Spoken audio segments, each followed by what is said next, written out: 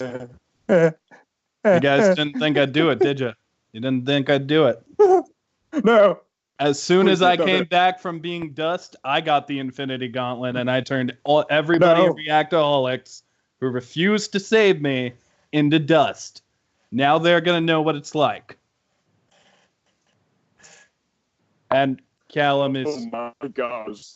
Yeah, you're the only one who tried, Callum, and you succeeded, so you get to stay not dust. Oh, phew. Thank God. Everybody else is dust. All of them. You see that? And then, because just to throw ice in the wound, I sent them into space. And they are here for this show. You see below me that picture? That's them. Space dust. You could say they are stardust. You see, I looked at you, and I was like, God damn it, Callum. But now I'm just mad I didn't come up with that. Welcome, everybody, to a disaster. This is a big old disaster. Everything went wrong. My audio even went wrong a bunch. And in the event it goes out again, we're just going to cancel the shoot today. So if this goes up, it's a miracle. But, much like getting the Infinity Gauntlet. Traveling back in time. Oh, no, sorry. Spoilers. We didn't say that yet. We did. But it's okay. It's surely in the title. And if it isn't in the title, then, well, sorry. It'll be in the thumbnail, too. That's someone turns into a baby. Oh, I've spoiled it. God damn it, Callum, you ruined the movie. But the two people left who we could save from this disaster are me and Callum. And even me, I didn't come out unscathed. John was super sick and still going to do the episode anyways, but then he had to go do something important. And, you know, we had to go on without him. We weren't going to, but we had to anyways because time crunched. And Mel tried her best to be here. Didn't work out either. It's unfortunate. Also, Ron was the only one I didn't turn to dust. I beat the living shit out of him and then murdered him. Ron is dead now because he said Thanos was right. But Callum, how do you feel about this episode? We will explain exactly how it felt, because you practically turned his entire army of sand people to dust just to make you know what it feels like. No, actually what I did was I publicly murdered him in front of the sand people. Oh I made them laugh. Oh my gosh. They may come after me, Oh, it's but terrible. I'm ready to fight the sand people. Not feeling so good about this. I mean, I'll be okay. Anyway, so we, surviving Reactaholics, will be discussing, or basically sinking in Endgame. This is basically the aftermath of us just going, oh my gosh, from Endgame, as well as talking about all the Marvel cinematic movies that have been building up to it, and our opinions, this and that. And then, when the time is right, we'll spoil everything about Endgame. We've already spoiled a whole bunch, Callum. The time is right. It's been the Russo brothers said we're allowed to spoil it. So if you haven't seen the movie, I'm sorry. We had the director's permission to spoil the movie. So we're going to do that. But we have permission to say that someone turns into an old man. Callum, go all out or don't. Okay. Someone's lunch is ruined. I'm just going to go ahead and say it. Spoiler alert right now, because the next thing we're going to say, spoilers. A lady gets jabbed by a raccoon. So if you haven't seen the movie, get the fuck out. But, yeah, okay, I'm talking about spoilers. Before we even start, Callum, some of the characters were changed by the time jump. I wanted to know your opinions on that. Like, what was your opinion on, for example, Rescue. That's a good one. What did you think of Rescue? Sorry, who's Rescue? God damn it, Callum. Read a comic book. Okay. So when Pepper Potts is in the Iron Man suit, her superhero name is Rescue. Ah, right. Okay, Yeah, sorry. there you go. I watch more films than I read comic books. You're the big Marvel fan here. I don't even read Sorry. comics that much. I just know shit. But what do you think about Pepper finally getting a super? Yeah, that was so awesome to see Pepper Potts finally fight. I mean, being Tony Stark's wife, she was sure to pick up a thing or two. I mean, every couple picks up a thing or two, like new skills. I mean, I have no doubt that if I ever get a girlfriend, she would no doubt pick up a thing about me regarding acting and drawing, and I would pick up a thing about her regarding shoemaking and maths. I don't know. Your girlfriend makes shoes and meth? Maths. I know you said math. That would be interesting if she made meth. But anyway, back to the characters. Oh yes, thank you for showcasing that. Yes, sorry, just the image popped up there. Other things that were really intriguing during that 5-year time jump. I liked how Bruce Banner found the will within himself to combine his original mind and the Hulk strength to just basically become a hulking Bruce Banner. I like that, it's kind of but fun just to see this. I have a bit of issues with it. I mean, it's kind of funny, but it's very funny. Just to see this big green monster who previously just smashes everything, just going, yeah, I'm a big green monster, autographs and signatures. It is kind of funny, and I like how even during the Depression, they still add a little bit of humor, just a little bit, just to keep it reasonably lighthearted. And something else that really intrigued me in that Thanos may have been right about recovering from the trauma, because Thanos' aim, once he snapped the fingers, was to basically kill half of the population to give them more access to, fix the population problem. In a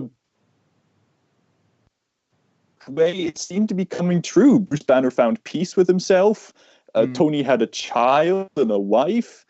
People seem to be moving on. And I know people say, oh, Thanos should have just doubled the crops then. People forget that Thanos has this god complex. So that's why he went mad with power. Here's the thing, though. Yeah. And I noticed this. This is a little pattern in the movie.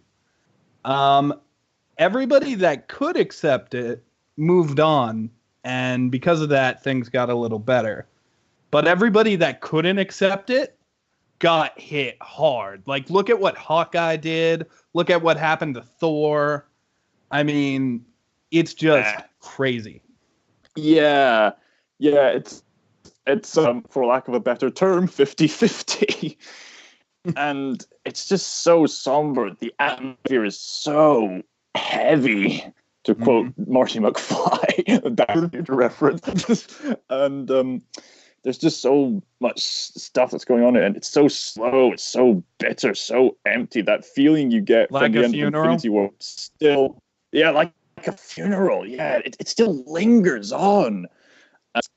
It's just so crazy. Although on the bright side, I was a huge fan of Korg from Thor Ragnarok, and when Hulk and Rocket Raccoon were approaching New Asgard, I was thinking about, oh my gosh, is Korg alive? Is Korg alive? And then I see him just casually playing Fortnite, and then I was sitting in my seat going, yes, Korg's alive, yes. Here's the thing, though. funny. Did Korg stay in New Asgard, or did he also go with the Guardians?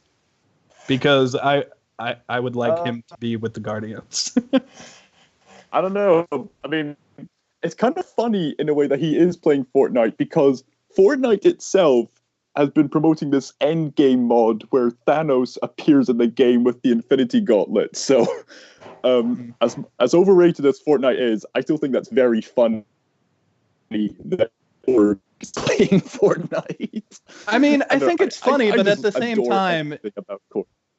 I don't know if Fortnite is still going to be popular in 5 years. Also, I question the logistics of Korg being able to hold a controller. He's a rock beast. That thing should be scratched up to all hell or be broken. Although I do like, because you like Korg a lot, even before he showed up in a movie, I've always liked Meek. So when Meek was there without his robot suit, just eating a pizza, I cheered in my theater. Like, there was so much cheering in the theater. We'll talk about personal, like, in theater experiences later, because I mean, I don't know about you, Callum. I feel like this was an actual experience. Like, you know how some people will talk about seeing Star Wars for the first time? I legitimately, with all my heart, believe that it's going to be similar with Endgame, you know? Oh yeah.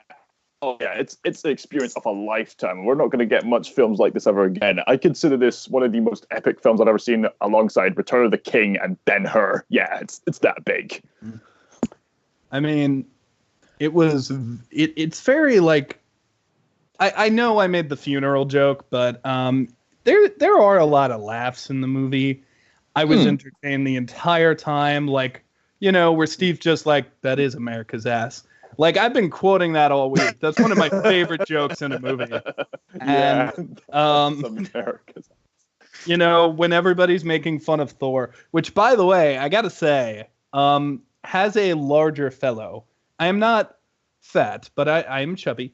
As a larger fellow, I am very happy we now have that representation in a movie, because now Fat Thor, all I'm saying is, if I wanted to, I could now cosplay Thor and feel like I'm doing justice. So all you need is you think I'm joking, but I'm very happy there's a fat guy in the Avengers. Like, not even kidding. This has to be how people felt when Black Panther got in and when Captain Marvel got her own movie. I am so happy we got a fat Avenger. Yeah, I like how Thor is still strong. I mean, even under all that fat, I could still see his abs and his pecs. It just happens that he's just really fat as well. And when he could still lift the hammer, his fucking beard braids itself. I loved that. I have a soft spot for braided beards. If you cosplay as Fat Thor, please get a braided beard. It looks so epic. I mean, I got this stupid chin thing going on. I could braid it. This under chin thing. I hate this thing. Like a it's cute disgusting.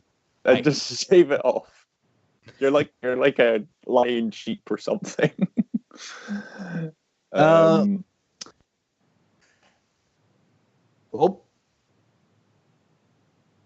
Okay.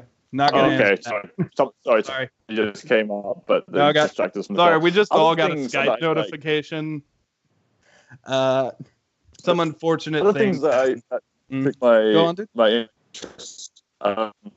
Captain America having these group talks about people and how they're recovering from the snap. It's just so real. I hate to go on, but for lack of a better term, it just felt so real that they'd have these group therapy talks even after 5 years. It's just so dreary, and it's just so many things. Oh, and another thing I'd like to mention: Tony Stark getting a daughter with Pepper Potts and living out peacefully. Oh, that just made my heart melt. Oh, yeah, he got a happy ending, and you know, he then chose to ignore that happy ending and go die. Yeah, like we all do. Sacrifices for the greater good. Yeah, we got to sacrifice things for the greater good, because this life only temporary. Yeah, everybody knows that, and in this franchise full of self-sacrificing and avenging, it's for the greater good. Yeah. I mean, I would argue that a lot of times, you know, some of the self-sacrifices, you know, they kind of feel unnecessary. Like, Cap has tried to kill himself like 20 times in these movies, and just every time somebody tried to sacrifice themselves, or in a few cases did sacrifice themselves, it felt real. Like it felt like it was an important thing that happened, and we lost some people. Oh yeah, we lost half the universe. I mean, well, we got them back. Oh man, yeah. But when I was first watching Infinity War, I mean, that was probably one of the most traumatizing experiences I ever had. I consider the ending of Infinity War still on my top 10 list of saddest moments ever happened. When I saw Infinity War and then Thanos sat on the porch, I felt so empty and I was speechless. And when I remember leaving the cinema, I had nothing to say. And then I made a Stardust reaction. And I just burst into tears. And I cried and sobbed for like half an hour. And just for good measure, just listened to Ed Sheeran's Supermarket Flowers. I gotta let it out, man. It was just so sad. I mean, we all knew they were going to come back somehow, but man, it was just so sad. And the emotion behind it was just so, I just didn't want them to go. It was so depressing, especially with Groot and Peter Parker. Oh. And then the atmosphere carried on to the beginning of Endgame. They meet up with Captain Marvel and then they go fight him off. And then Thanos, as we predicted, making that dang weed and cooking himself in a nice farm. And I like to stop for a moment. My friend Christian made a joke about a Thanos cooking show, and Thanos said, perfectly stirred, as all things should be. So just with that image of Thanos cooking, I saw you say that, and then of course they beat him very easily. One would think, well, that's the end of the series. That was an anticlimactic fight, and Thor did get his vengeance. He aimed for the head. And then of course everything we previously just mentioned. So yeah, that was just the beginning of Endgame. So what should we discuss next? Well, I mean, there's plenty to discuss. Like, of course, we've already talked about our opinions on some things. I think that a good idea for someone to talk about is just your personal experience in the movie theater. All right, who should go first? You can go first, dude. All right. Well, I mean, everybody about the first half an hour or so was great. And then there was, of course, Ant-Man coming in from his time-traveling session. Ant-Man trying to figure out what's going on just as much as we are, pulling off an ecstasy of gold, just trying to find certain names in the graves. Oh my God, the graves! They're just too vast, too many. And meeting his daughter is 5 years older. And then meeting up with everybody else, and then you get glimmers of hope and just getting everything else together. And there was so many great moments. I heard them laugh, and the time the concept was great. There were so many. How many times did your theater cheer?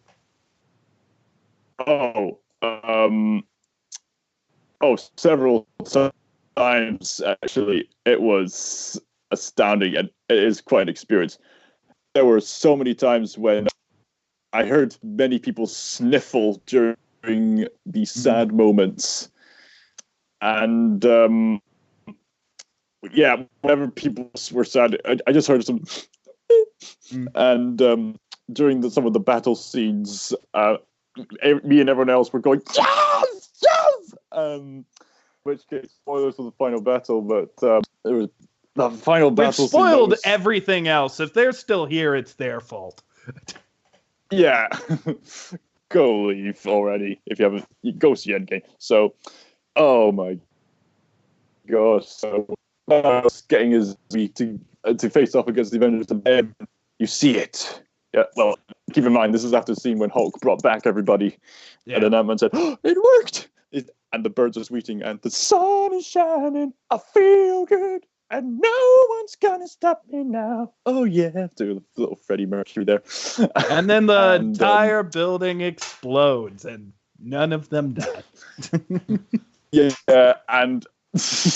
yeah, which is quite surprising. And there's so many intense words. Oh no, don't let them get the glove. Don't let them get the glove. There were so many intense words. Oh no, oh no. And then there were so many epic images. I could take some still images from certain shots and just make them artworks or posters in my room. Like when Captain America is standing alone against an army. Oh, that shot was just so big, so epic. I'm a sucker for big, epic shots. I just love big and epic. Of course, you have Iron Man, Thor, and Captain America fighting against Thanos. And from that point onwards, it was just me constantly jumping up and down in my chair with the stupidest happy face. Me going, ah, yes, yes, yes! And so, major spoilers alert, this was everyone nerded out when Thor was nearly getting cut, and then you see the hammer rise, and it's like, okay, so first just gonna get the hammer and just beat him in the face, but then it goes back, and much like the scene of Rey first getting her lightsaber, the hammer is worthy of the palms of Captain America, and then I was like, yeah, the whole crowd cheered during that. And him fighting off that, I was like, yes, yes, yes! And as I'm saying this rest of recordings, I'm also jumping up and down where I'm sitting like a little baby watching Mickey Mouse. Just going, yes, yes, yes, bam, bam. It was so, and there were just so many moments exactly with that same reaction, especially when Captain America seemed beat down, and then you see a little shining light swirling round and round and round. It's like, oh, Doctor Strange. Callum, you haven't talked about the reaction of the theater. You're talking about the movie again. It's okay, though. I understand. Yeah, I mean, this is part of the experience. It's hard not to talk about the movie. It's hard not to talk about the movie. So, as I was saying, dum-dum, out of the portal emerges Black Panther, her right-handed man, and her younger sister. Like Lazarus being resurrected by Jesus Christ, and then you see a whole bunch of portals. Everyone who was resurrected going, yeah, and the music playing, dun, dun, dun, dun, dun. And Neil, I have no doubt that you and I had the exact same reaction, because this has been building up throughout the entire series. Throughout the entire series, whenever someone would say along the signs of assemble the Avengers, like when Nick Fury assemble. Said, okay, we are at war. Then Coulson said, what should we do? Nick says nothing. Then the title comes up, and he doesn't say anything. Yeah. But you know exactly what he said. And then at the end of Age of Ultron, the newcomers are coming. And then the captain says, Avengers? Boom. And you know what he says. He says, Avengers assemble. It kind of goes without saying. And they have little teasing bits like that. And so this is just filmmaking magic at its best. Because by the time everyone shows up, like some nerds at a comic convention or something, the captain yells, Avengers! And I was going, yes, yes, yes! And I was going, say it, say it, say it! I said say it too. I said say it 5 times.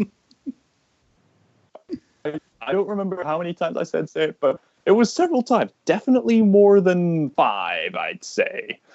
Yeah, I was like, say it, say it, say it! He gets a shield, pulls up to his face, assemble. Yes!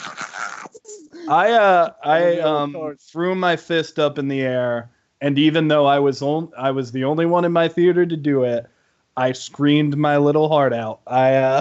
I screamed at the top of my lungs, yes! And no one else in my theater cheered, and I felt betrayed. I felt betrayed by my theater. Like, why wouldn't you do that?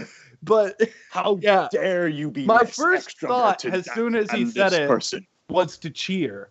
My second thought was, why did he whisper it? Why didn't he yell it?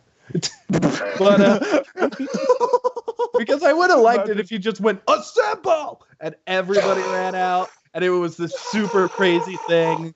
But no, he just really calmly goes, assemble. And I feel like that's going to end up being more iconic than just yelling it. But, you know, just it was a little weird for me for him to go, Avengers! Assemble. I mean, imagine if like, what was that? What did he say? Did he say I imagine Avengers? Afterwards, he should have said, there, we fucking said it. And then they run into battle. Just imagine people saying, what did he say? Avengers in danger? Like, the only person who would have heard that is everybody directly beside him and no one else. Oh, movie magic. But either way, I cheered like a little girl, and then they all charged, and I just had the stupidest reaction. Making my whole road shake like a volcano eruption. And me going, yes! And then they just fight, and all sorts of cool things happening, and everyone gets their moment to shine, and everyone gets a cool moment. Everyone has meeting each other, meeting other characters in fun and interactive ways, people communicating with each other verbally and non-verbally, making jokes, making dramatic points. Pepper, don't worry, I got you, kid. Yes, Pepper's fighting! Being resurrected, and it's just such a big spectacle. It's a good movie. And of course, Thanos trying, good movie, go watch it. And then Thanos trying to get the glove, and then my reaction to him trying to get the glove was more or less along the lines of no. And then I heard a bright light in the sky, and I thought, oh yeah, Captain Marvel, baby. Actually, hold on. I want to talk about that. I know I'm gonna let you finish, but just for a minute, can we talk about Captain Marvel? How did you feel about Captain Marvel in this movie? Now I understand her criticisms about her own solo movie. I personally really enjoyed it. I think she's still likable, but I understand that why people aren't too fond of her. But either way, I like how even though she's probably the most powerful hero of the bunch alongside Thor, she didn't outshine the rest of the cast. I think the fact that she is as extraordinary as she is, and the fact that she doesn't appear too often, is all that we needed from Captain Marvel. And just her bursting in like supersonic was just awesome. And then we got to see Captain Marvel take on Thanos, which was really awesome. And to quote the Black Knight from Monty Python and the Holy Grail, I'll call it a draw. So you liked her. You liked her in Avengers Endgame. Yeah, and just a brief mention to that one time when Stardust put up a debate. Who would win, Captain Marvel or Thanos? That is surprisingly still up to debate. It seemed like it was a draw. So, yeah. Okay, go on, Neil. I fucking hate her more now. I went from disliking Captain Marvel, sort of like where I was like, okay, but the character has potential. Maybe they could put her in other stuff. I fucking hate her now. I legitimately hate this character and dislike her so much. She barely appears that much in Endgame. Yeah, she barely appeared at all. Where the fuck was she when they were time traveling? This would have all gone so much smoother had Captain Marvel decided, 50% of the galaxy's population? That's important. I should probably go with them. Why would she not go with them? Captain Marvel is literally the last hero to show up and fight for the fight. She's the last one, and she's the most powerful. keep in mind that we are talking about a whole galaxy here, so chances are she was probably light years and light years away when they were discussing the time travel plan. And I don't know. Okay, she might here's my argument for that. Some other important wars. Here's my argument for that. I would fully believe that had Nebula and Rocket not came to help. Because clearly that means they reached out to the people in space. And clearly that means that they had time to come. So, like, they didn't leave exactly that day. They had to go get Thor, and they had to wait for Nebula and Rocket to come. So, obviously, she had time to show up. And she just chilled in fucking space and did something. And I get that what she was doing was probably important. There was probably another war. But whatever it was, we can assume it probably had something to do with the snap. Because she even says at one point, oh, well, what's happening on Earth? That's happening all across the galaxy. Exactly. But here's the thing. If you go back in time, you're literally... When they came back from going back in time, they came back a second after they left. They left and then returned to the amount of time... to that immediate time when they left, like a second later. So because of that, no time was wasted in their current timeline. When they went back, we saw hours upon hours of them doing something, but that was just maybe a minute while they were gone. So Captain Marvel couldn't give them a minute of her time.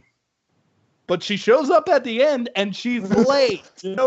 Speaking of her being late, I've just had this really, really funny thought that she did in fact receive the call. She had every intention of coming, but she was so far away that even at light speed, she couldn't quite make it. I refuse to believe that they wouldn't wait for her if she said she was coming. I refuse to believe they wouldn't wait for her, especially because she got there pretty quick after the fight. Like, all things considered... As soon as they were done time traveling, they started this fight, and then Captain Marvel showed up. You have to remember, time traveling, they took no time at all. They left, and then they came back. Actually, yeah. I think perhaps Captain Marvel, as fast and powerful she is, was late for the time traveling. So by the time she came to Earth, like she probably had the reaction of, "Hey guys, time for the time travel." Holy! I really can't. I really can't. For the life of me, believe that they talked to this character who they are very aware is the most powerful Avenger. She was present when they killed Thanos, like old Thanos. So clearly, surely, they would have waited for her. And if they did leave without her, what the fuck, guys? Like, you left the strongest one? Like, honestly, I don't know how useful she would have been during the time travel. I'm going to be honest. But she still should have been there. And you know what? Maybe that would have fixed her character. That could give her more time to interact with the Avengers. Develop her some. But no. Instead, it's just... Chris has just said what it looks like to me... Sorry, Chris has just said something. Okay. He said... What it looked like to me was the directors were under contract to include her in the film, and they already had the script finished and didn't know where to shoehorn her in. So all her appearance amounts to is a useless cameo. That's what Chris has to say. And you know what? If that's what happened, then I understand that's a behind-the-scenes thing. But here's the thing. In terms of the story, that doesn't benefit the character.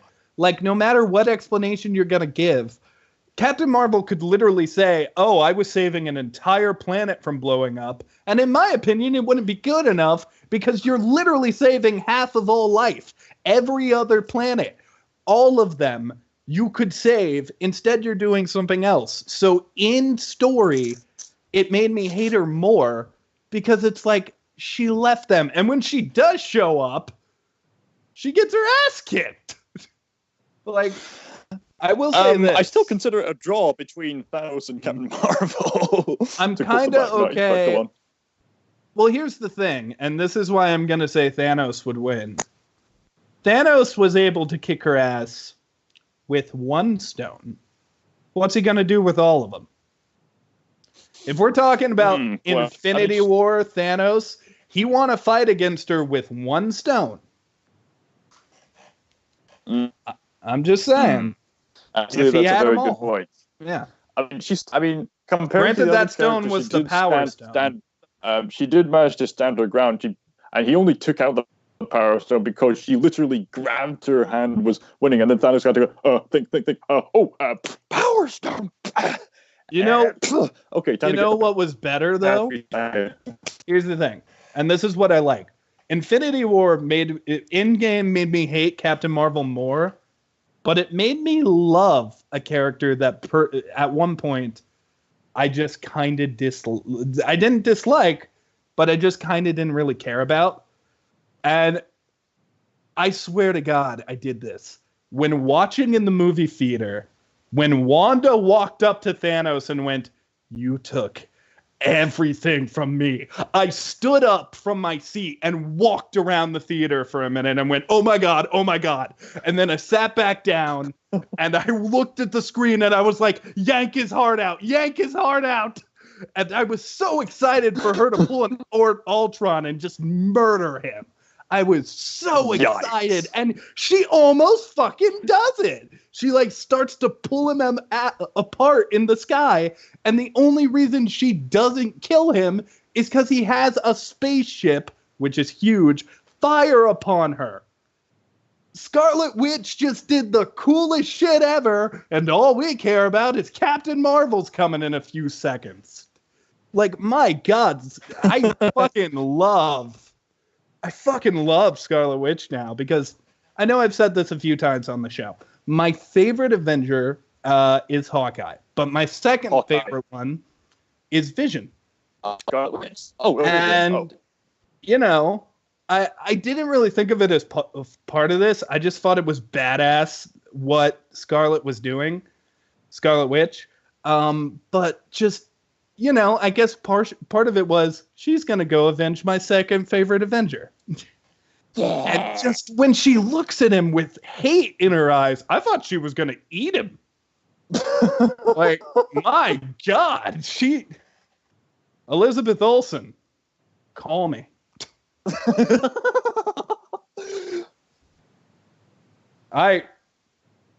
You're my favorite.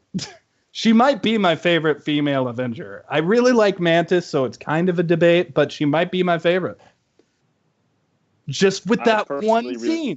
She had one scene, and it was one of the best parts of the movie for me. Oh, there were so many highlights for everybody, and we could go on all day. We could. This podcast is for really.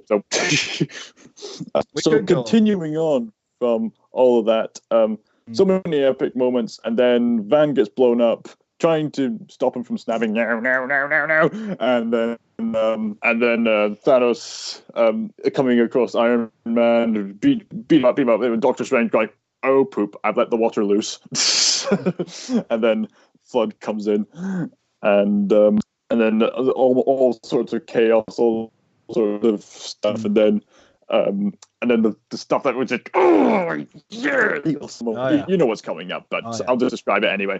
So Thanos, Iron Man briefly punches him and to have cocked the glove, but then Thanos goes, "Ha!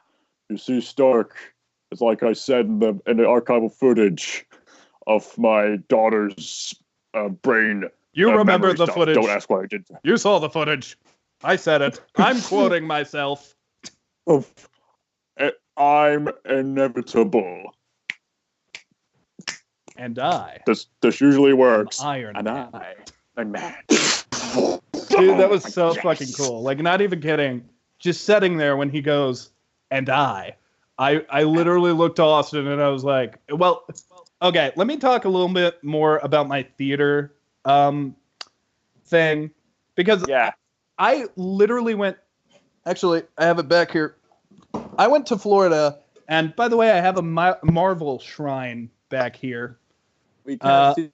You can't see it because it's behind me, but it's there to spiritually help me with this episode. By the way, look at this really derpy Thor. Look at his face. Something's wrong. Something's wrong. His eyes are kind of crossed. Yeah, forget fat Thor. We have derpy Thor. We have derpy Thor. But I went to Florida. Ayo, Silva! Away! I went to Florida to see the movie with some buddies. I spent about 3 days there. And the entire time, because the day before I left is when Avengers came out. So the entire time we were just, I don't know, stalling. Yes, Chris, I accidentally said whore instead of Thor. We're moving on. But we went to this really nice theater in Florida, and everybody in it was a decent enough fan, and I got this popcorn bucket, which is Hawkeye themed. They had one for every Avenger. I grabbed Hawkeye for obvious reasons. Well, they had one for every original Avengers. So they had Hulk, Iron Man, Captain America, Thor, Black Widow, Hawkeye, obviously. Yeah. Oh, I forgot this one. But yeah, so I picked it up. I plan to get it signed whenever an Avenger comes to a con near me, because I've been to 3 cons where MCU members have been there, and I never got it signed. I was at a con with Michael Rooker. I was at a con with the very nice woman who plays Mantis. And there was one more. Oh, the voice actor who plays Hulk in Avengers Earth's Mightiest Heroes. I've encountered him a bunch. But you were saying? But you... But yeah, No, I didn't say anything. When I got in there, I had no more money in my pocket because I bought so much shit just to celebrate Avengers. And I just sort of sat there and I was excited. I was holding my popcorn bucket. And I don't like popcorn much, but I bought the bucket so I could get it signed. So I was eating my popcorn and my pretzel I bought.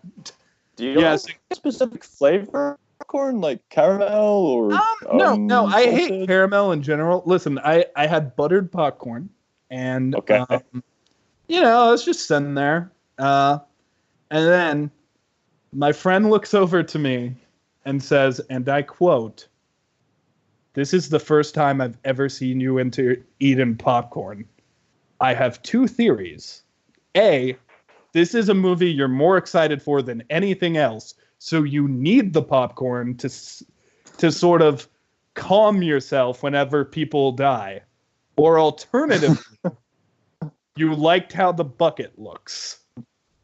And I looked him in the eyes and said, "Can't it be both?" It's like the soldier from Team Fortress 2. You did not read mine. Does it say you want a bucket? Yes. I mean... Look at it. It's a good bucket. Like, look at it. It's a good bucket. Dear God, this is a bucket. No, there is more. Yeah, it's a good bucket. It's a good bucket. I don't know what made me want to talk about that, but yeah. When we were in the theater, okay, it was I Am Iron Man. When we were in the theater and he said, "I am Iron Man," I cheered again. I did it quietly. I literally went, "Yay!" But everybody in my theater just went, "Oh, no!" And yeah, I guess this is a good segue to talk about those we lost. Before we do, when I saw the result of Tony Snap, I was thinking, wait a minute, what is he going to do? And then I saw who was going to turn to dust. And much like C. Nanners playing a game with his friends, I went, dang, burn! It was seeing all the when we said who should kill Iron Man, no one said kill Thanos. No one said Iron Man, and Iron Man killed Thanos. I honestly thought Captain America was going to be the one to bite the dust, according to the comics, just judging by this single image they have of them all giving a funeral. Although, technically speaking, but I'll mention that later. But for now, I think my answer was Drax and Thor, but, after seeing the movie, I wanted Scarlet Witch to do it. So, basically, Benjamin just turned to dust. I was like, "Oh, Bonnie Maw!" And then just I think this is the satisfactory death that Ron was wanting for instead of Thanos. but anyway, in all seriousness, it's so satisfying just to see Thanos see, oh, so this is what it feels like to lose the things you take for granted. Much like, mild spoilers, Xemnas in Kingdom Hearts 3, when he was sort of dying, he was saying, oh, my companions who I took for granted, they're all gone now. Are you Xemnas or Satan? That's basically what Xemnas sounds like. It's That's very pretty deep close. voice, but anyway, and Thanos, without any words, you can tell he has that sort of reaction as he's sitting down exactly like he did on the porch, just looking at everything, wondering, man, everything went wrong. And then he slowly fades to dust. I just thought of something. How many people on that ship were probably prisoners? Like, think about it. Prisoners. Thanos had a big-ass ship, right? It was huge. Yeah, big enough for theoretically, he probably had a cell and a brig where he'd probably keep some prisoners. Right. So did Captain Marvel kill a bunch of innocent people? Were there innocent people in that ship? The film never said. There had to be prisoners in that ship. It was huge. Like, think about it. He's like he kills people in halves. Like, he let a bunch of the Asgardians live. So because of that, we can assume that he's probably done that with other planets and probably keeps some of them on his ship. So did Captain Marvel kill a bunch of innocent people? I mean, this is all speculation. But if it's true, Breadsticks killed all those people. No. By the way, You're that's just her name for more me excuses now. Just to hate on. Come on, just admit it. I don't need more excuses, Callum. I have all the excuses I need. Yeah, but excuses nonetheless. You just really hate Captain Marvel. I strongly dislike her as a character right now. Hey, I'll be the first to admit, if she is written constantly, I'll do something. I'll make a bet right here. If there is a movie where I admit Captain Marvel is good, I'll do something. I'll do something negative. What should I do, Callum? I'll shave my head. Okay, that's fine. No, so, I'll get her exact. I'll dye it. I'll dye my hair red, blue, and yellow. Her colors. Okay. You know, now that you mentioned the prison cell, to quote Eddie Izzard, do you think they also have a canteen? A canteen? You mean a cafe? Yeah. In a canteen where Thanos often goes down there and is like, oh, hello there. Are you Ben Thompson? No, I'm Thanos. No, please. Just give me a nice sandwich and a soup. Perfectly stirred as all things should be. Oh, okay. Mean like a food court. Yeah, probably. Yeah, I mean, they have to have food on the ship. I mean, clearly we're thinking way too far into this, but just to continue, because it's just us, we have a little time. If we really think about this, how many people did Tony kill in the snap? Did he kill everybody associated with Thanos? Because it's so pretty much. Did he kill Gamora? No. He knew that Gamora was good. I'm just assuming that. Did he though? He didn't know that. Tony never saw Gamora, so he didn't know that. Well, think about Hulk. I mean, he doesn't know all the people on the planet, yet he conjured up the will to bring them all back to life. That's my point. His thought had to be bring back everybody who died in the snap. So Tony's thought had to probably be kill everybody associated with Thanos.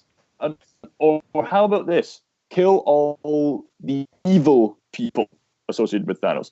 In fact, something that I thought would be Thanos really cool, wouldn't disappear because Thanos is doing it to be, from his perspective, he's the hero. He thinks he's doing a good thing. Yeah, and that's what makes Thanos a fascinating villain. That's what I was saying about Tony Stark.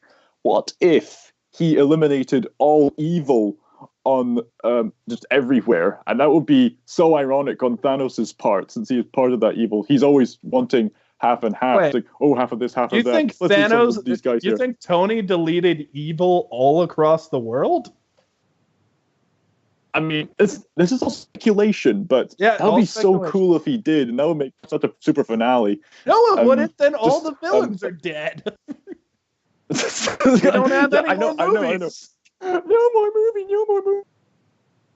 movies. I know. But the thing about the upcoming Spider-Man film is that there's villains from an alternative dimension. So I think guess he's assumption lying he about killed all that the. shit. What? Let's not go into a whole nother discussion. I think Mysterio's lying. Yeah. I mean, again, this is all just speculation, but I just think, judging by the fact that it's a finale and that there's no end credits scene, I just think, man, that would be so cool if Tony really did eliminate all evil. That would be such a great finale. Well, from there, that would be And like, then- what is evil? Like, that would lead to a lot of debates. I feel anyway. like the thought we're supposed to have is, oh, he just snapped away all the enemies they were facing. There's an end sound, though. Yeah, there is What an do you mean end by that? credit scene where you didn't know that in the end credits there's a sound that goes ding ding, and that's a reference to the original Iron Man when he's hitting the anvil. It's a hammer striking an anvil 3 times. You didn't hear the dings? Oh,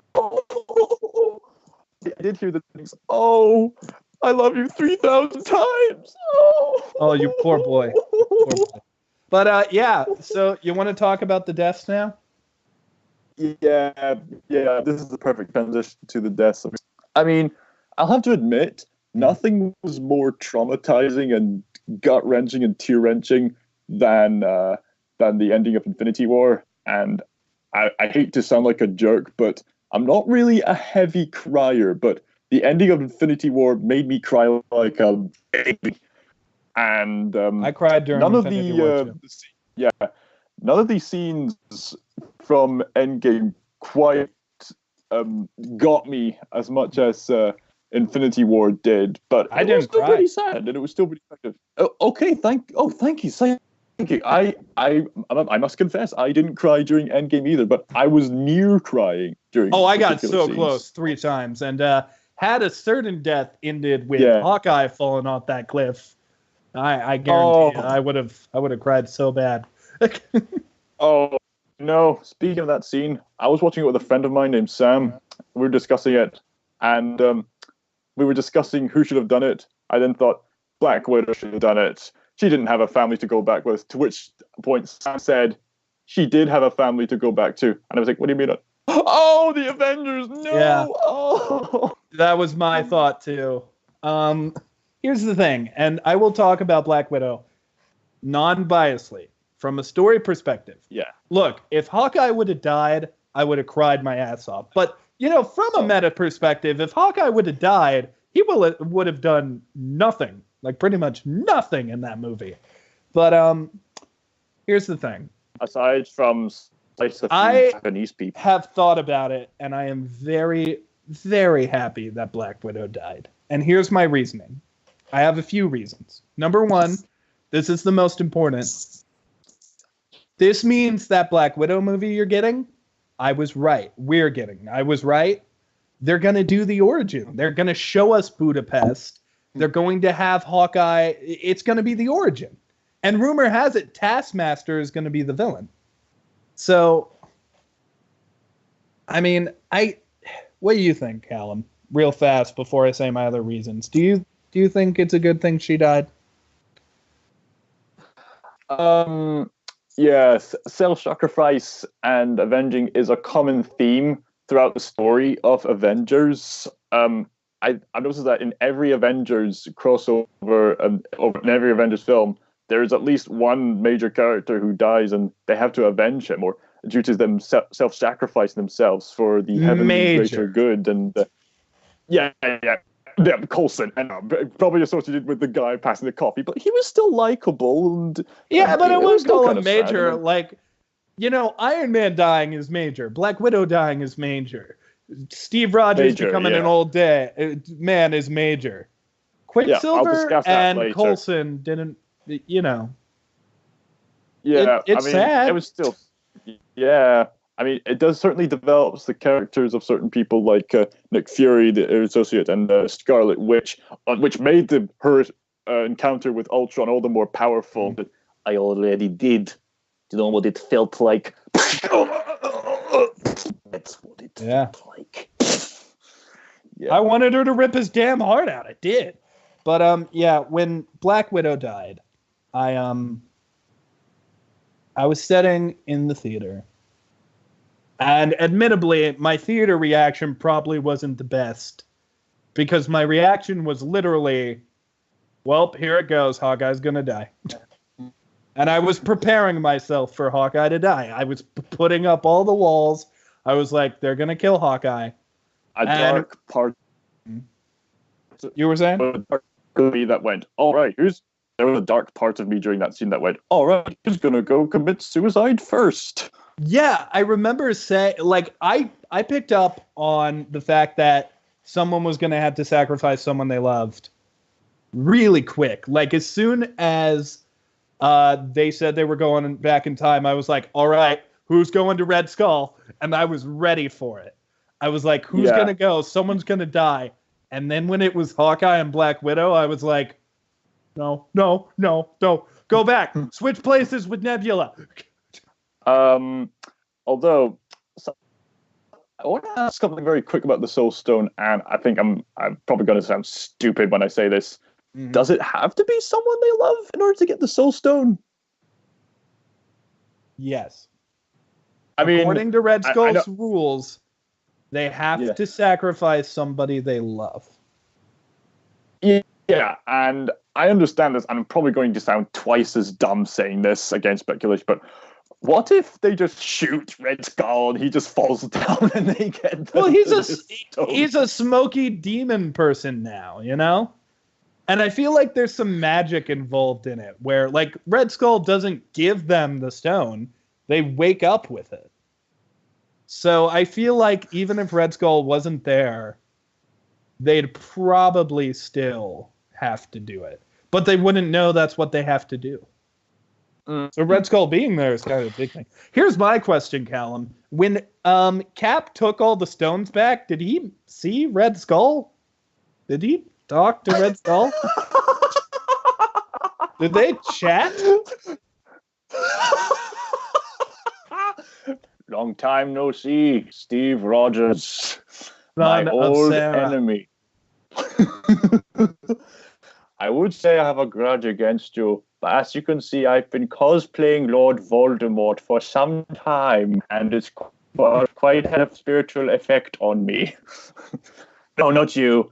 Yeah, don't bother with the arm wrestle. Why don't we just hug it, put there, Steve Rogers? Do you remember Artem Zola? He was my best. Steve just sort of looks at him and goes, he's a computer now. Red Skull looks back and goes, what is a computer? I mean, they had computers back then, but you know, he wouldn't know what a cell phone is. Okay. But back to Black Widow. Yeah, no, it was sad. Like, you know, we've had this character with us long since Iron Man 2. Like, she was the third member of the Avengers team to ever been shown. Like, I guess you could make the argument she's the fourth because of War Machine. But of the core Avengers, she was the third one to get shown, and now she's dead. And, of course, the first one who was shown, Tony, is also dead. But just, I am so excited for the Black Widow movie now, more than I was, because the rumor is Taskmaster's the villain. Hawkeye has to have a role in it. It's got to be Budapest. It's got to be the origin story. And I am pumped. I am excited to see her. Golden Grand Piano, beautiful to see you. Ooh, you. Oh, my Lucy, just George Ezra there. Okay, bud. I know I'm weird. You call me weird a lot, but let's not talk about that. So okay. So back to talking about Black Widow. What I like is, they fight. They try to stop it. Like, Hawkeye literally goes as far to throw himself off the cliff. And then Black Widow just jumps after him. And in my mind, that means that Black Widow loved Hawkeye so much that in the event that she couldn't save him, she just wanted to fall. She wanted to die. His life meant more to her than her own. So if she couldn't, and all the rest of the universe. So if she couldn't save Hawkeye, she was going to die with him. And that's so interesting to me. And God, I hope we see the reason why in that Black Widow movie. Don't give me bullshit with these backstories of like, Nick Fury doesn't trust anybody because a cat scratched his eye out. No, don't give me that bullshit. Give me the actual reason that they're best friends. Don't give me this cat bullshit. Don't make it like, oh, they're best friends because he paid for her lunch at a restaurant once and now they're tight. No, commit. Give me a deep-seated origin story with some fucked up shit to show how loyal and devout these two characters are to each other. Because she probably just encountered him while she was in Pulp Fiction. When I lay my foot down upon. Oh, did I say Fury? I meant to say Clint, like Hawkeye. Show why that friendship is so devout. She was willing to die for Hawkeye. Have I been saying Fury this whole time? I believe you did. Oh my God. My favorite Avenger, and I can't even get his fucking name right. No, show why she is so devout to Hawkeye, where she has a choice: save half the universe and herself, or let him die, or jump in there and try your damnedest to save him. And she chooses him. And that is so interesting to me, that there has to be such a deep bond there. I don't know what they did in Budapest, and I don't know how devout these two people are to each other. But just, wow, that developed Black Widow as a character so much for me. And God, I can't wait for her movie now. I am so excited because of her death and the potential that is there. Her sacrifice is the sign of a true hero. Just wanted to say that. Yeah, I mean, like everybody likes to say and joke, oh, she died halfway through the film. How loyal to one of the best characters in the MCU to just slaughter them halfway through. But no, that she would do that. She did it to save her family, because half her family was gone, half her family was dusted. And you know what? God, there's so much deepness to it. I know. There's just some of the people looking from Scarlet Witch assuring some people of the victory. Oh, and just I think now is a good transition to talk about Tony Stark.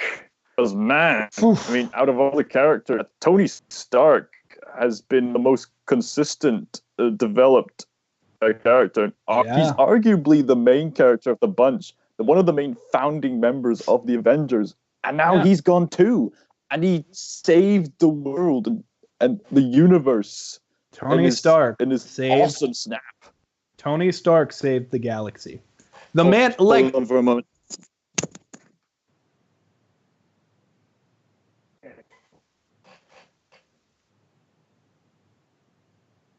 Callum is dumb. Callum is dumb. Callum is dumb. Callum is dumb. He sucks and he's not good at recording because he leaves during the middle of the show. Callum is dumb. Callum is dumb. Oh, hey, Callum, you're back. I was just talking about the movie a little more. I heard that singing. Okay. No, you didn't. So... No, you didn't. Yes, you did. Yes, I did. Don't lie to me. Don't lie to me. So my mom and dad just said that they could hear me talking and they're having trouble sleeping. So I'm going to keep it very, very low down. So forgive me for talking like this. So it's okay. It's okay. It's an SMR video now, and we can both talk like this. People can just calmly relax as we talk, as good as we can. Okay, so basically, Tony Stark, man, that was such a big character, and now he's gone, and his little daughter's gonna have such a hard time, and just the funeral scene, just seeing it all, especially when you see the core thing that says proof that Tony has a heart. Yeah, I was gonna say that. Like, look how far Tony has come. You watch Iron Man 1, when he's womanizing people. I don't know if that's the proper term for womanizing. When he's having sex with a bunch of people with no regard. When he's just being a gigantic asshole. And he literally, he knew he was gonna die. He knew it. And he literally saved the galaxy. Tony Stark does have a heart, and my God, it's huge. Oh, yeah. So much character development. So it's 10, 11 years. Yeah. Did you see, Callum, I have to ask you, do you know who that kid is at the funeral? Was there a specific kid other than Stark's so daughter? It shows all the Avengers you don't know. This is great.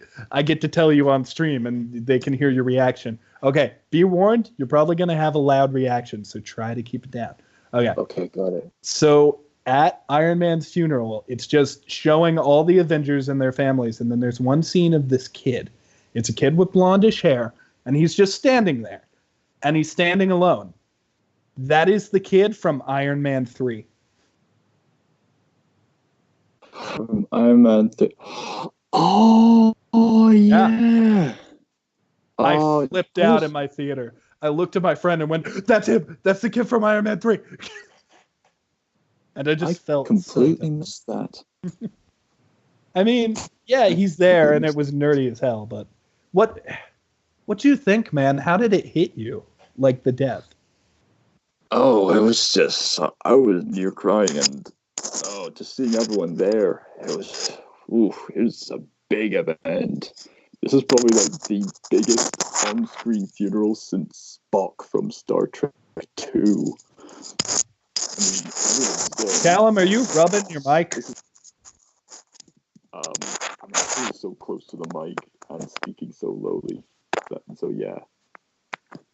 Okay, try not to rub it because it's coming through. Okay, I'm not actually rubbing it, but I'm just speaking very, very quietly, just not to alert my parents. I really don't want to wake them up at this time of night. It's 12, and they got busy things to do. It's okay. So, too. I'm doing it too. It's okay. We're both okay. Thank you so much. And just seeing everyone there, and we can let our parents sleep. Yeah. So we'll wrap it up, Chris. Don't worry. We got one more thing after this. Go ahead. And then, oh gosh, Captain America. Oh, the way his character came to a conclusion, that was just the perfect way to end the film. I have a question about that. Look, I know he was in an alternate timeline for a bit, but I gotta ask this because some of the writers are saying he actually stayed in his timeline. So when he went back, that means everything Cap did affected the MCU that we know. Some people are saying it did. Some people are saying we didn't. You remember Agent 13, who is Agent Carter's grandniece? Okay. Well, Cap went back in time so he could, marry Peggy and have a life with her. But in Civil War, he kisses Agent 13. So, is that his niece? Came out of nowhere.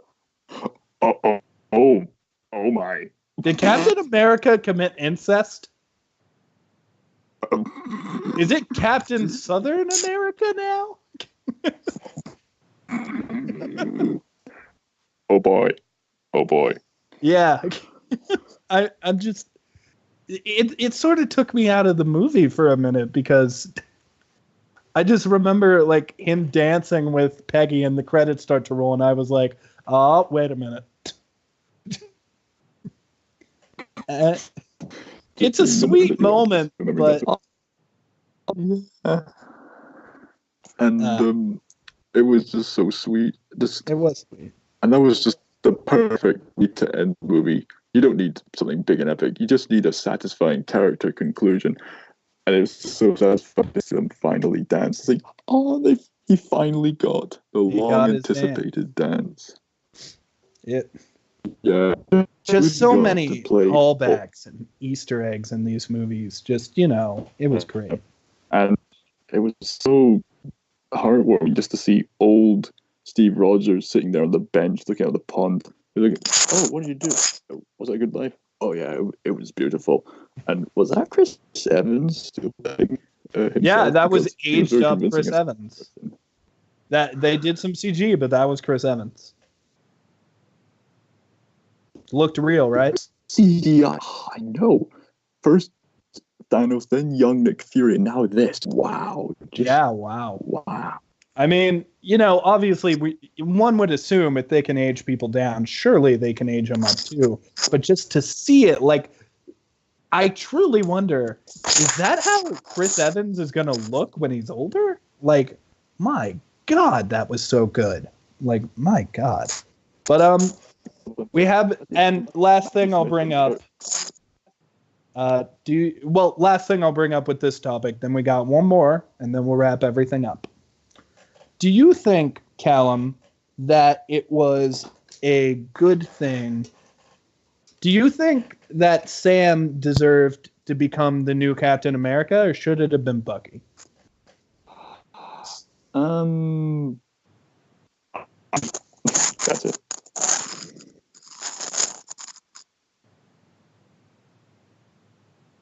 Yeah. Callum? Yeah, I said don't mind. Where is your mic currently? I'm speaking very quiet. Okay, I can hear you. I don't mind. Okay, I can hear you, dude. I actually prefer it to be Sam because I like the Falcon, Like, I feel like Bucky's still got some shit wrong up in his head. So Sam probably deserves it more, Yeah, now he's Captain Falcon. He is Captain Falcon. Show me the shield. Falcon swing. Falcon glide. Okay. All right. Last thing, Callum. This was going to be a big debate when everyone was going to be here, but now it's just you versus me, and Chris, the almighty Chris director, will be the judge. Who is the best hero in the MCU? We're going to debate it right here, right now. Before we even start, go ahead and say your choice, and I'll just get ready. I'll lumber up. Go ahead and say your choice and explain why you chose them. I would have picked Korg, but I would have easily lost. So I would have gone for a character who had immense character development. So it was either going to be Steve Rogers or Tony Stark. Mm-hmm. I would have improvised either. So I think I'm just going to go with Tony Stark. Okay. You're going to pick Tony Stark? All right. Mm-hmm. You want to explain? Is there any specific reason why Tony over Captain America? I just feel like Tony's been there, and he's had such amazing character development, and which we gradually saw even in the silly sequels. And his character grew and he learned, and just an extra little bonus. I sided with him during Civil War. I also did. I was Team Iron Man as well, buddy. Yay! We're the minority. So, you're going to pick Hawkeye, right? Oh, fuck yeah, I'm picking Hawkeye. Here's the thing. I didn't want to be biased, so I sat down for an hour and just watched a bunch of scenes from MCU movies. And I legitimately thought about it. I wasn't just going to pick this dude. This dude. I thought about it for an hour, and I thought about every single character. And yeah, I think Hawkeye is the best hero. The key word is best hero. So I'm not only going to be arguing why Hawkeye is important to the team, but I feel like I'm going to prove he's the best one. At least I'm going to try. All right. Maybe you should go first. Okay. Well, I'll just bring up a few details. First of all, let me get the argument out of the way of Hawkeye's not cool. He uses a bow and arrow. When Loki mind-controlled Hawkeye during the first Avengers movie, there is a scene where Loki's people are going to attack the helicarrier. The first one to attack is Hawkeye, and he uses his bow and his arrows that everyone likes to make fun of so much, and he blew up an engine on the helicarrier. Doing this, he also caused the Hulk to turn into the Hulk, knocked down a ton of the Avengers, fully distracted Captain America and Iron Man during the entire saving of the helicarrier, because they had to fix the engine he destroyed. And, with another arrow, he sabotaged all of the helicarrier's computers so none of the agents could help. And he successfully did break out Loki. Yes, Black Widow beat him up and snapped him out of it. But I want you to realize, with about 3 or 4 arrows, Hawkeye took out not only the Avengers, but S.H.I.E.L.D. Hawkeye is a powerful member of the team. Resourceful, smart, not the kind of person you want as an enemy. And when he is on their team, he weirdly is kind of the heart of the Avengers. Like, the second that everything goes down in Age of Ultron, he takes them to his home, his family. He is a total father figure to Scarlet Witch. And you want to talk about sacrificing yourself, Hawkeye has tried to do it twice.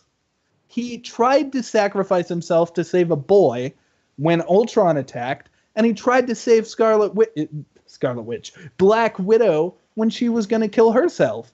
And had she not saved him, he would have done that. I believe that Hawkeye is a careful, smart, incredibly talented member. I gotta say this. It takes a lot of heart and effort to use your superpowers and stand up to evil. But it takes so much more effort to do that same thing without superpowers. And Hawkeye does it every time. I truly believe with all of my heart that not only is he the best Avenger and the best MCU hero, but an inspiring character that really deserves more than what he has. And with Iron Man, I think Tony has made a lot of mistakes. And I feel like, all in all, Tony is kind of quick to give up on responsibility and sort of be reckless in the face of danger. Yeah, he did end up being right about creating Vision, but he was willing to take that gamble. If he would have been wrong about creating Vision and created another Ultron, Tony would have single-handedly ended the world.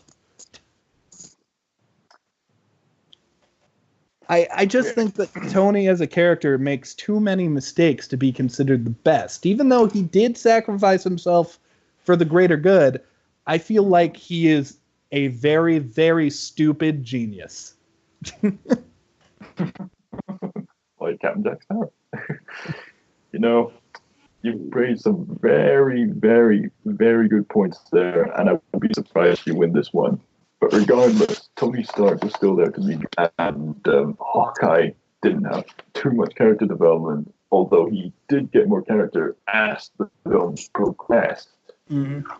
And I hate to admit it, I mean, it's kind of a guarantee that Tony Stark's going to steal the spotlight, but Tony Stark steals Captain Hawkeye's spotlight for the most part. And I'm trying to go easy on Hawkeye, but Hawkeye. Oh no, buddy! Bring out the guns. Go as hard as you want. I'm going hard. You better too. Hawkeye was more or less very forgettable during the first half of the Avengers saga. And Tony Stark, as much as he learned over time not to be a jerk. Yeah, he's made mistakes, but he eventually learned from the mistakes. And when you think about it, if he didn't make Ultron, he wouldn't have made Vision. He actually learned from his mistakes. Even when he was making Vision, he realized, okay, we made Ultron, my bad. But what if Jarvis is technically still alive here? What if we made something like Ultron, but with Jarvis, and put a bit of me, and put a bit of Bruce, put a bit of everybody, put a bit of God, put a bit of Jesus, put a bit of Thor in there. But what would have happened? My one response to that is, if he would have been wrong, which he'd already proven once that he was wrong about making AI intelligence. If he would have been wrong about Vision, he single-handedly would have ended the Earth. That's a pretty big mistake. He's pretty arrogant like that, admittedly. And he dropped the Space Stone. yeah. But he's had so much development over time, even through all the mistakes he's made and through all the enemies he's made. He eventually realized his previous errors and makes up for that by learning better next time and learning to be more approachable. That was pretty much evident in the movie, where he goes to the whole character arc of being an arrogant person, all the way to being someone who's willing to take up responsibility, but still kind of a bit of a playboy, and then a bit of a playboy to someone more entitled to a hero, and then someone more entitled to a hero, to someone willing to give up for the greater good of everything. And there was so much attention to detail throughout a whole decade of filming, and it's not out of character. You see his gradual change. It's not like Batman or Superman where they suddenly change to a whim according to what Hollywood wants. No. We see that Tony is going through, and Tony probably would not have done what he did in Civil War if he was still arrogant. But it makes sense for him to do those things because he's changed. He's taking responsibility. He's trying to tell off Steve Rogers for doing certain things. It's almost like a role reversal. Now Steve Rogers has become the arrogant one, and Tony's becoming the responsible one. In fact, Tony becomes so responsible, he becomes a mentor figure for people like Peter Parker. And Peter Parker plays a major part in his development and vice versa. And he is going through so many stages, and to the point where the moment he snaps his fingers, you feel, yeah, he's going through everything, and he does the heart. What do you have to say to that, Neil? Well, I have one thing to say. You're very right. Iron Man totally becomes a mentor over time. He really develops as a character, and yeah, I love his relationship with Spider-Man, and I believe that after time, Iron Man completely had a 180 with who he was originally. But I would also argue that everything that Iron Man became, Hawkeye already was. Think about it this way. Hawkeye single-handedly is the one who converted Black Widow from being a Russian spy to being a hero. So Hawkeye was a mentor before we even saw him in the films. And the first question he has when he gets out of the mind control, we're gonna end after this debate, Callum. But the first thing he does when he does finally get out of the mind control is he asks Black Widow, hey, who all did I hurt? That's his first concern. And when we see all the other Avengers after the snap, Hawkeye is the only one that we actually see fighting crime. And yeah, he's doing it way more brutal. At this point, he is hurting people. But he's still fighting crime. He's taking out the Yakuza. He is doing it for the wrong reasons. But his reaction to the snap isn't to drink like Thor. It isn't to focus on his family and be selfish like Tony did. No, it's I need to get revenge. And I need to do that by doing what I've already been doing and saving the world a little at the time. Granted, he's doing it in a very non-heroic way.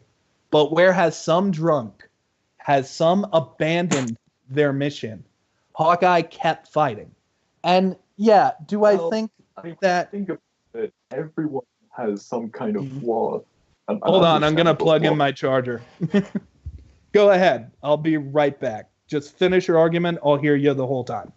Okay, so everyone during that phase had a flaw.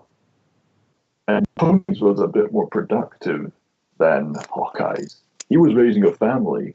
I mean, yeah, Tony abandoned the mission, but all else was there to do. I mean, until Tony came up with the concept of time travel, that gave him hope again. But until then, was he brutally killing anybody? Was he trying to depressingly get over the situation? No, he was raising a family. He cared for his wife. He cared for his daughter. He cared for a new life. A life he fought. Hmm. That. What was that, Cal? I was mentioning Tony was not selfish, and he was very productive in his family raising. I would argue... The time of... Here's the thing. I guess selfish was probably the wrong word.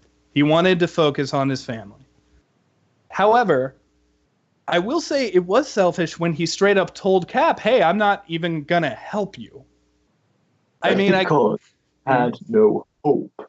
But when he came up with the thing necessary for time travel, he had hope. And when he had hope, he was willing to help. I definitely see it. Like, even Hawkeye lost hope when he was fighting the Yakuza. I get that. But here's the thing, and this is why I hardcore believe that not only that Hawkeye is more of a hero than Iron Man, and I don't want to talk down to Iron Man, because Iron Man is a hero. I personally believe that Hawkeye is more so. And my reason for saying this is Hawkeye, throughout every film we've seen him in, has done something to try and help somebody else. We know that he actively tried to save Black Widow. And not just like, oh, I saved your life. Because every Avenger does that. No, he has tried to help people. He has reformed people. He took a villain, which was Black Widow, this killer, this Russian assassin, and turned her into a good guy. He did the same with Scarlet Witch. Had he not spoken to Scarlet Witch, she wouldn't have had the courage to walk out that door. He inspires people. He makes people want to become a hero. And with Tony, while I think Tony has come so far and done a lot, Tony has also had several movies of his own and been in more movies than Hawkeye. Hawkeye's only been in a couple, and yet he's fully promoted this hero attitude. And yes, he's been under mind control. Yes, he killed some bad people, like a bunch of bad people. But at the same time, with his actions, not only is he somebody who saves people, but he saves people. Like, he converts people to be good. And in Endgame, had Hawkeye not gotten the gauntlet, one of those minions would have just grabbed it. So I would argue that Hawkeye is just as integral to saving the galaxy as Iron Man was. And Hawkeye was the first one to say, hey, try the time machine on me. Send me back in time. I think Chris says between these two. Chris says between those two, it's Iron Man because he had to work for the moral position he got to, whereas Hawkeye was already there. And while still displaying growth, he had little development in that department, where Iron Man had to work through his personal poop and make the ultimate sacrifice. Someone who at the beginning thought only of himself ended with selflessness. Basically, it comes down to who had more character development for me. Chris, I will say in that department, I think you should base your answer off the arguments. That being said, Cal is doing very good, so it's still up in the air who actually wins. But I am Chris, and my decision is final.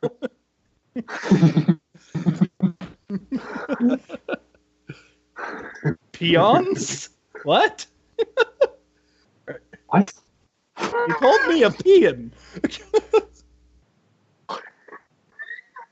Well, then I guess I'll finish my argument because you know what? I want to finish it. I think that Hawkeye, more than any other member of the team, is just oozing this sense of chivalry and of goodness in people. And yeah, he hasn't had a lot of time in a lot of movies. But here's the thing. He didn't need it. In that one scene in Age of Ultron, he inspired somebody. He helped somebody. And he helped them emotionally and mentally. I just believe that Hawkeye... Stop booing me, Chris!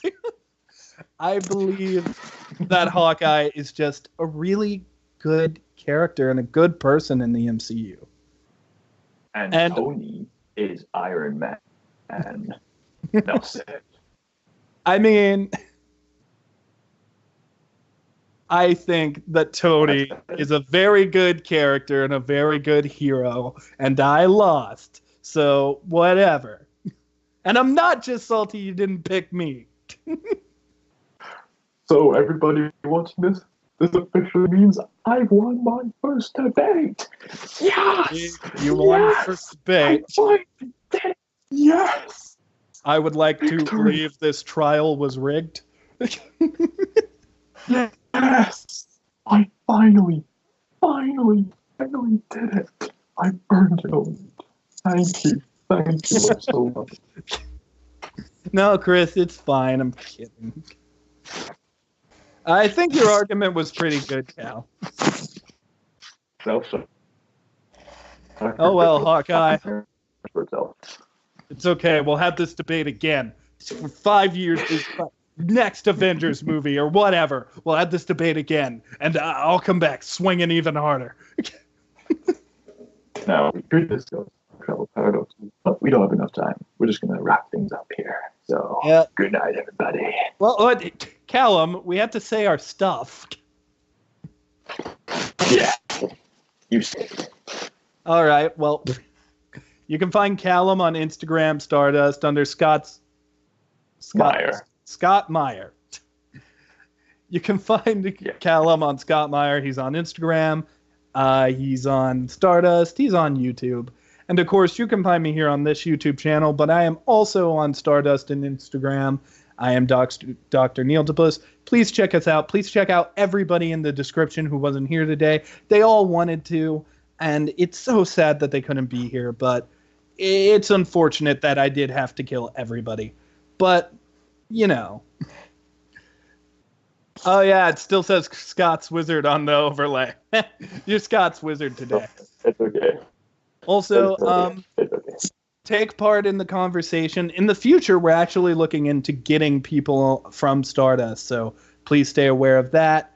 Please, in the comments, share your opinions on who you think won the debates. Share your opinions on your favorite scenes. I'd love to hear them. And of course, your audience reactions. Go ahead, Callum. Quick shout out to Jedi who really wants to get on the show. Don't worry, buddy. I'm sure we'll get you a spot on the show someday. I'm sure we'll get you on at some point. Yes, I know that Callum won, Chris. Stop saying it. We'll get there someday, buddy. We'll get there someday. I will get there somehow. I will get. Yeah, I know we did, Chris. I make it through to the other side. Excelsior. Well, until the next episode. Well, you know what? There's one person I forgot to get when I killed all Reactaholics. So, Chris, I'm coming for you now. I'm on my way. Bye, everybody. I gotta go get the Infinity Gauntlet. I am inevitable, Chris.